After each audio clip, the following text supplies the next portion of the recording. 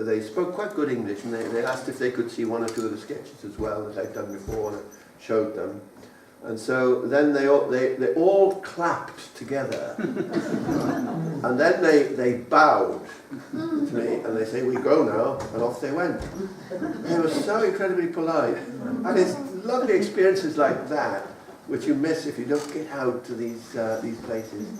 It's I love it. You just never quite know what's going to happen.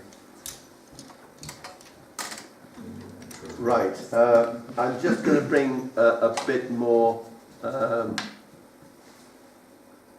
This is sort of like genuine and some transparent red oxide.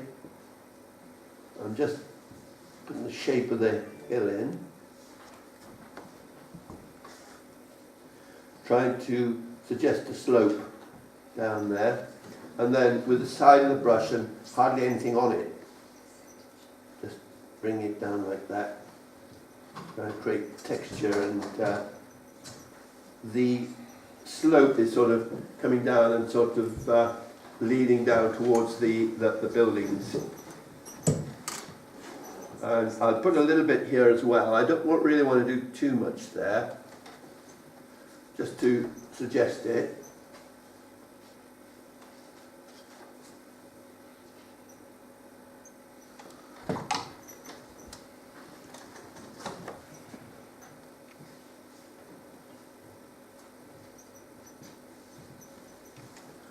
And then some darker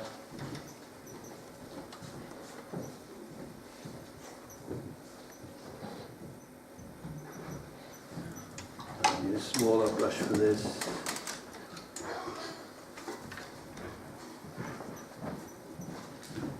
There's the dry stone wall up here.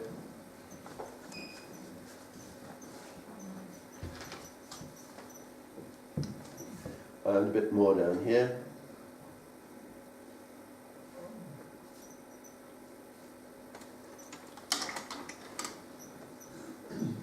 Now what I like doing with these dry stone walls is make them a little bit uneven in places, not making them too regular,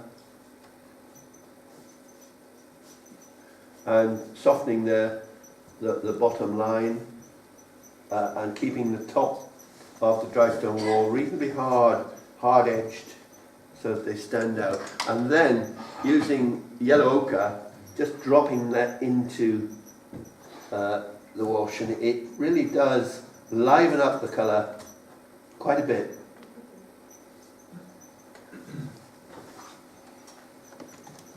And then some transparent red oxide. Break up I like to break up these lines of whether they're fences or hedgerows, dry stone walls, whatever. Bring in some more over here.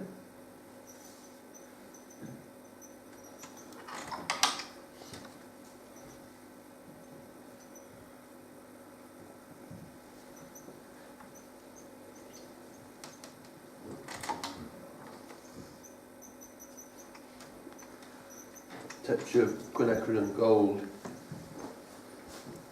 And using the dry brush technique again, so there's not much water on the brush, so I'm creating this sort of textural effect across there with just a sweep of the brush.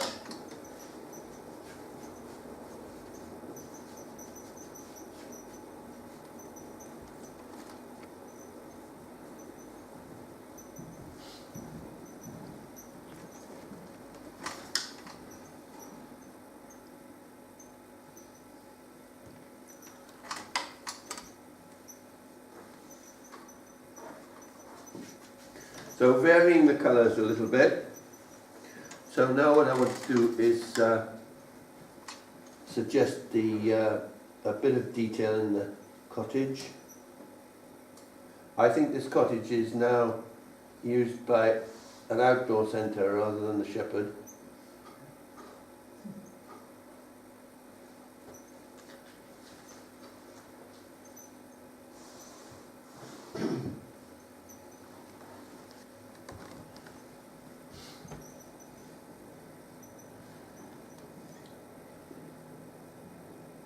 if you get onto my website, which is davidbellamy.co.uk, you can get through to my blog, which has quite a lot of sort of ideas for techniques, and shows you how I do some of the paintings and that sort of thing. So you might like to check that out. But I find that it's very difficult to keep it regularly, especially when I'm away a lot of the time. And so some cadmium red. I'm just going to drop that into the door. Door's perhaps a little bit too big, I don't know.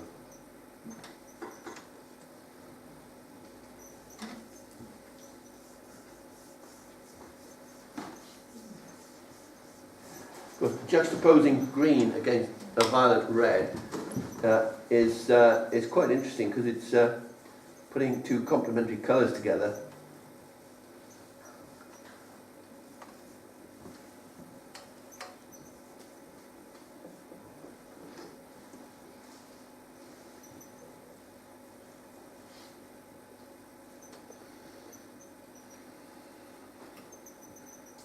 So this again is the Green Appetite Genuine with some burnt umber in it.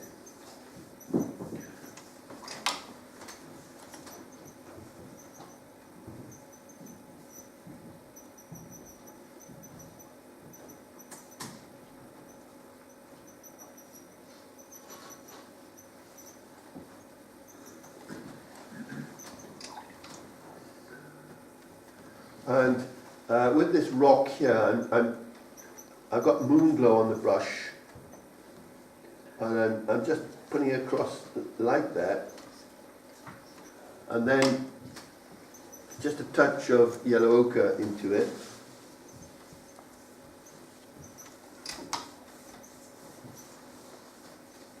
And then the same over here.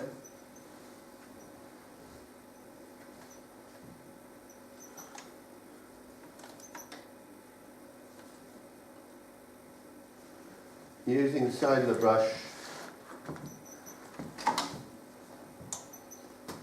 touch of yellow ochre,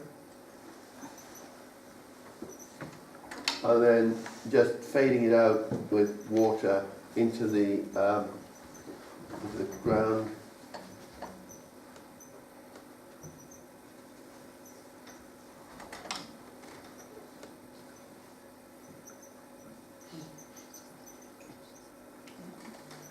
And this is yellow ochre with a bit of muck off the palette. I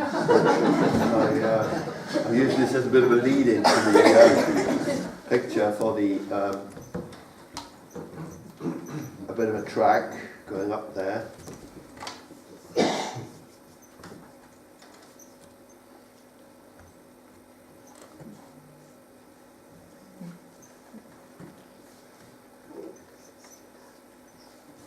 And this is a bit of an uneven track.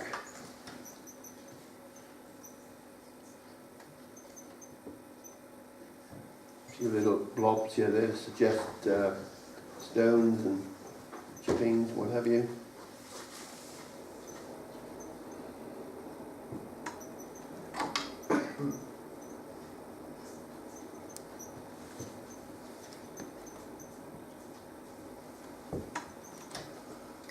And we'll add a little bit of Green Appetite Genuine. This is a lovely brush. This is number 10 brush, which is part synthetic, part sable, and it's another of Rosemary's brushes, but it comes to a lovely point. So, being part sable rather than a full sable, it's a lot cheaper, but it's still an extremely good one. And I'm putting some Green Appetite Genuine in there.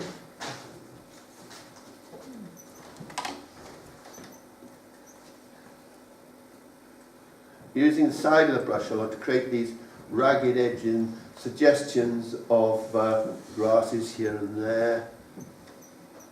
And sometimes I'll just dab in a few little things like that, and bring it down.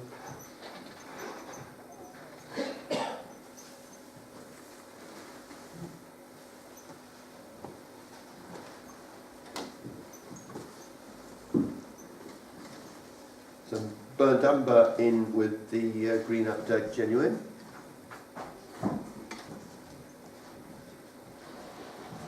What I sometimes do, a little trick, which I'm not going to do today, because this is a sort of wintry or late autumn scene, but sometimes I'll put sort of dark areas of the undergrowth or in the foreground, like this, let it dry, and then put in little dabs of white gouache here and there in that dark area. Let the gouache dry, and then on the white gouache dabs, I'll just put a little bit of bright yellow, cadmium yellow pale, or perhaps red, pink, alizarin crimson, just to create a sense of flowers. Or sometimes I'll use another colour, gouache colour anyway. But it's a lovely way of actually bringing light colours out into a dark area in watercolour. You know how difficult it is to produce something like that in a watercolour.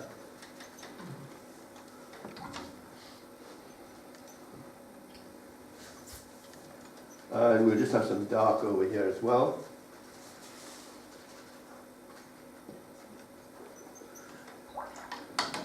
And we're nearly there now.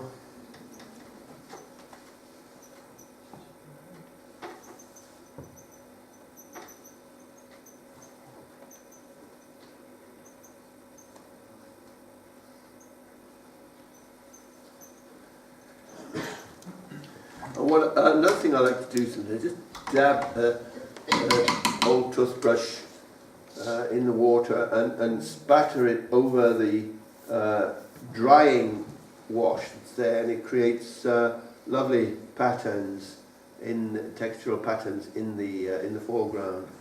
That's just a little bit too wet at the moment, so you've got to choose the right moment. I want to sort of shape up these rocks just a little bit more. A number 6 round brush.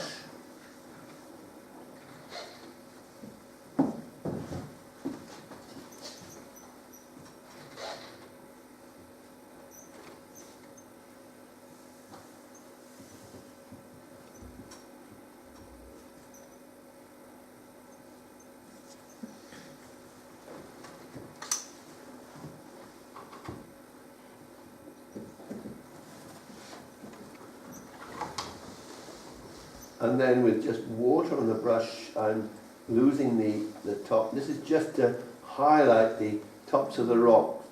And rocks hard and more reflective, of course, than the vegetation around them. So quite often they're very light.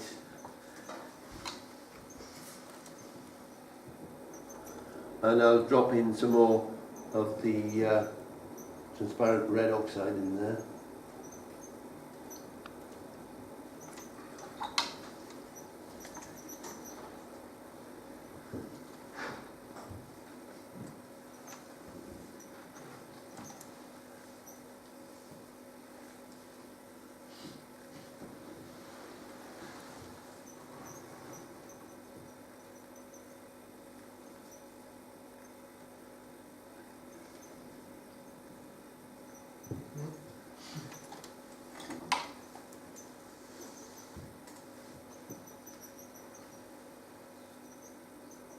Just trying to make the track look a little bit more uneven.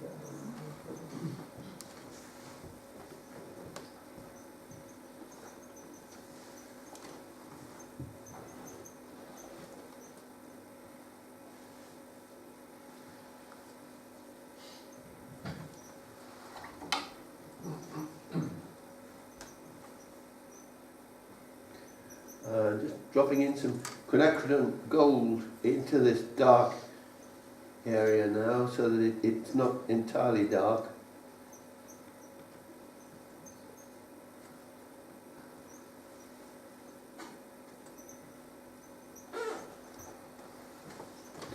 Right, now just do the same thing over on the left hand side, just to create a little bit of texture in there. I mean, obviously you can use spatter, you can, let's put in some spatter in the foreground here. And that can be rather exciting. And I pick up some transparent red oxide and a little bit of it by these rocks.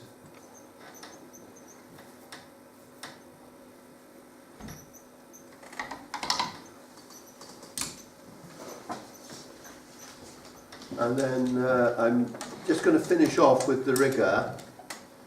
I want to describe some of the stones in the wall. So again, dragging the brush across the paper, twirling it between first finger and thumb, and getting it to a really fine point, and then I can just put in a little hint of detail in the dry stone wall.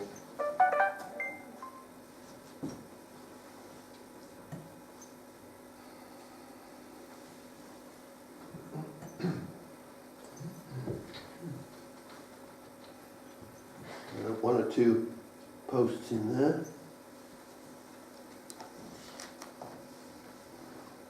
And this rigger comes to a lovely point.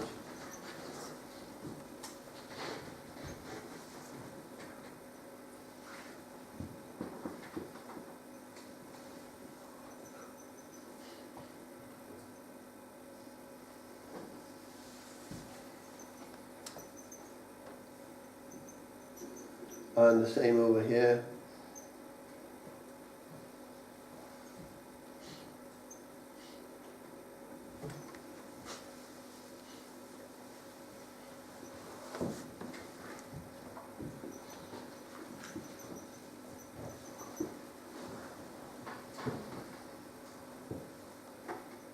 And I vary the pressure on the brush in places so that it creates wider, stronger lines at times, and at others it's hardly noticeable, so thin.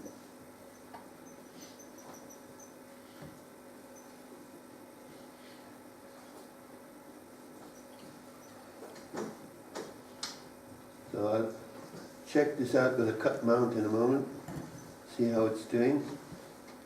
But as I get further away, the detail gets less and less. And as I get towards the extremities of the painting, I try not to have too much contrast. I don't want anything to compete too much with the focal point. And again, just a few flecks of the brush to suggest grasses or whatever.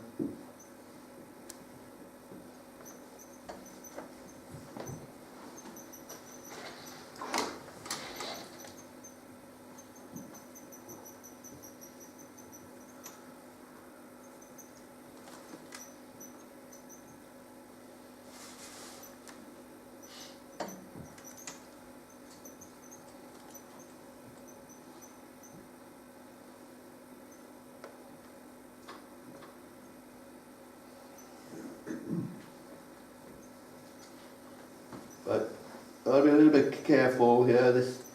Doing too much of this is going to spoil the effect, overdo it, overwork it. And of course the foreground is the most difficult part to work on, really, because you're never quite sure when to stop.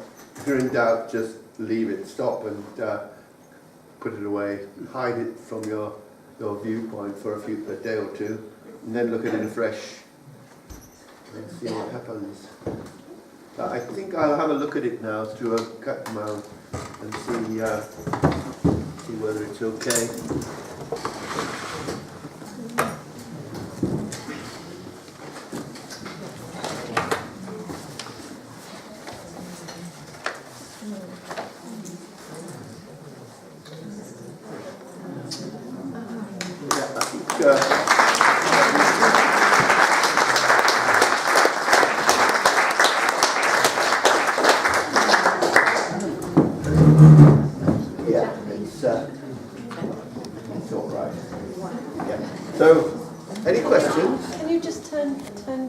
one round, so we think the colours are slightly bright. Yes, I can. Can we actually see yours? You can have a proper look at it. Yeah.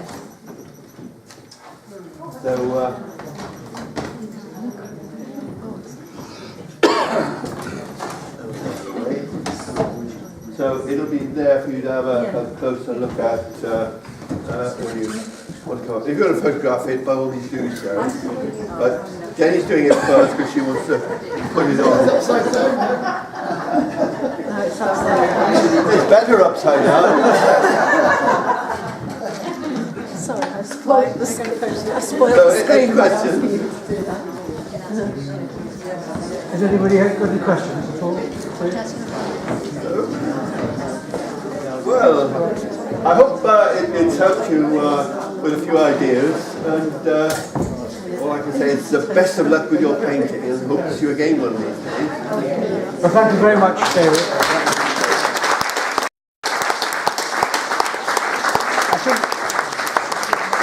I think what we've seen tonight is a real masterclass from a real master. And can I just say, from a personal point of view, I've met one or two well-known current masters of watercolour. David is one of the most pleasant I've ever come across.